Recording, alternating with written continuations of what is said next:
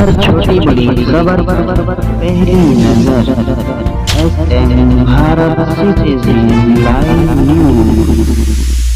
इस वक्त हम मौजूद हैं पूर्णिया जिला के पूर्णिया सिटी में। आइए हम बात करते हैं लोकसभा चुनाव 2024 का। तीसरे चरण का चुनाव संपन्न हो चुका है, चौथा चरण का चुनाव होना है। ये हैं हमारे वरिष्ठ अधिवक्ता और पूर्व नगर परिषद भी रह चुके हैं। इनसे जानकारी लेते हैं कि अभी देश का हाल क्या है, इंडिया गठबंधन का और एनडीए में क्या चल रहा है अभी। देखिए, यहाँ सबसे बड़ी बात है कि अभी सारे लोगों को इस बात का ये चिंता है कि भारत में जो संविधान है उसकी सुरक्षा हो सके। इसी के लिए इंडिया गठबंधन बना, क्योंकि इन लोगों का जो एनडीए का अपना यह है कि सारे संविधान को ही बदलना है। इस बात को लेकर के संविधान में क्या बदलाव लाना चाहते हैं ये बात सब लोग जान रहे हैं अच्छी तरह से। इसलिए एक इंडिया गठबंधन बना जो कि अपोजिशन कहलाया। एनडीए के अपोजिशन में इंडिया गठबंधन तैयार हुआ और हर जगह पूरे मुल्क में हमको लगता है कि इंडिया गठबंधन की पोजीशन बेहतर है। और मोदी जी जो 400 पार के बारे में कह रहे थे, यह बात बड़ी, वो 400 पार का नारा इनका फेल होगा और सरकार इंडिया गठबंधन के बनने की संभावना बन रही है। लोग अब समझ गए हैं इस बात को, इसलिए हमको उम्मीद लगता है कि इंडिया गठबंधन की सरकार बननी चाहिए। या नहीं तो अगर सरकार उनकी ही बनेगी, एनडीए की बनेगी, तो सरकार कमज़ोर सरकार होगी।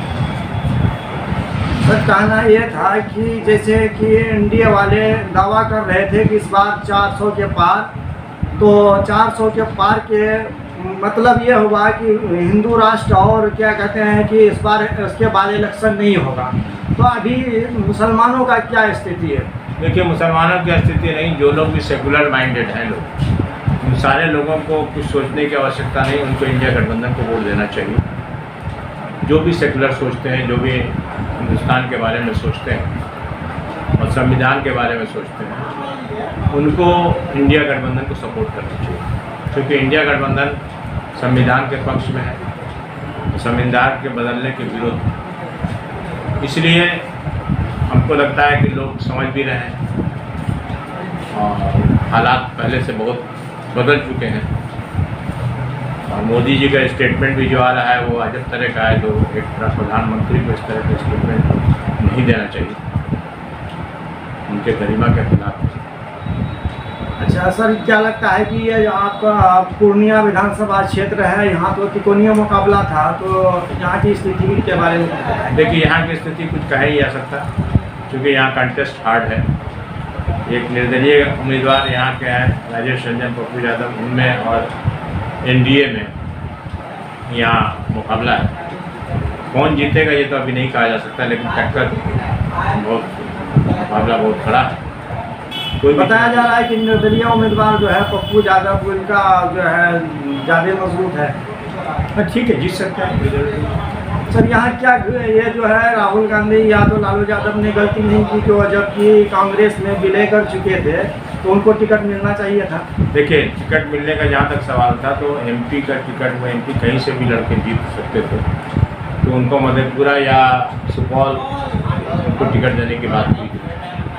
क्योंकि उनकी पत्नी भी वहाँ से एमपी थी, आज राज्यसभा चली गई, तो उनके जगह पर इनको लड़ने के लिए ऑफर किया, लेकिन इनका जिद था कि नहीं, हमको पूर्णिया ही लड़ना। और लालू प्रसाद जी जो है, उन्होंने किसी से वादा कर लिया, जो लोग जो हमारे एनडीए से भाग के आए, जदयू से भाग के यहाँ आए, तो उसलिए उनसे वादा उन्होंने लिया हो, इसलिए उनके साथ ही मजबूरी थी, इसलिए ये टिकट इनको यहाँ का नहीं मिला। और कांग्रेस ने भी टिकट इनको दिया नहीं। कांग्रेस अगर टिकट नहीं भी देती तो ये मामला ऐसा फंस गया कि लगता था कि गठबंधन जो है यहाँ बिहार में टूट जाए, टूटने की संभावना थी। और इसमें कहीं ना कहीं जिम्मेदार इसके होते आपके पप्पू यादव जी। तो कांग्रेस ने अपने आप को विड्रॉ किया कि नहीं साहब, गठबंधन हमारा रहेगा। और एक सीट हमारा नहीं होगा तो कोई, हालांकि ये सीट कांग्रेस का था पहले, हर बार पक्की थी, पक्की सीट कांग्रेस की सीट थी और कांग्रेस ही यहाँ से चुनाव लड़ती थी। लेकिन इस बार क्योंकि क्षेत्रीय पार्टी है लालू जी की, उनकी बात ज़्यादा चलती है, इसलिए कांग्रेस कोई मजबूर नहीं। सर अब तीसरा चरण तो समाप्त हो चुका है, अब आप जो है मतलब क्या संदेश देना चाहेंगे देश के सेकुलर देखिए, हम सेकुलर माइंड को ये हम देना चाहते हैं कि कुछ सोचने के, ना कैंडिडेट सोचने की बात है, ना किसी लोकल इशू पर बात करनी है। यहाँ चूँकि सेंटर की बात है, एक वोट की वहाँ ज़रूरत है, इसलिए ऐसे सेकुलर माइंडेड लोग जो भी हैं उन सबों को इंडिया गठबंधन को वोट करना चाहिए, ये उनका दायित्व बनता है। बाकी लोकल इशू या लोकल मैटर है ये कोई माने नहीं करता। सर अपना परिचय बताएंगे। मेरा नाम से शाहिद रजा हुआ, मैं पूर्व में नगर परिषद का चेयरमैन था, उसके बाद हमारी पत्नी मेयर रही, पहली मेयर पूर्णिया नगर निगम की पहली मेयर, और पूर्णिया सिटी में मैं रहता हूँ और वकालत हमारा पेशा है। वरिष्ठ अधिवक्ता हैं आप, समाज सेवी भी हैं। समाज सेवा तो करते हैं। ये वरिष्ठ अधिवक्ता और शाहिद राजा साहब थे, इन्होंने बताया कि सेकुलर माइंड के जो लोग हैं उनको इंडिया गठबंधन के तरफ आना चाहिए ताकि संविधान सुरक्षित रहे और देश सुरक्षित रहे। इसी के साथ हम देश प्रदेश का खबर आपको देते रहेंगे। कैमरामैन मोहम्मद शफी आलम के साथ मैं मोहम्मद समीम आलम, SM भारत न्यूज़।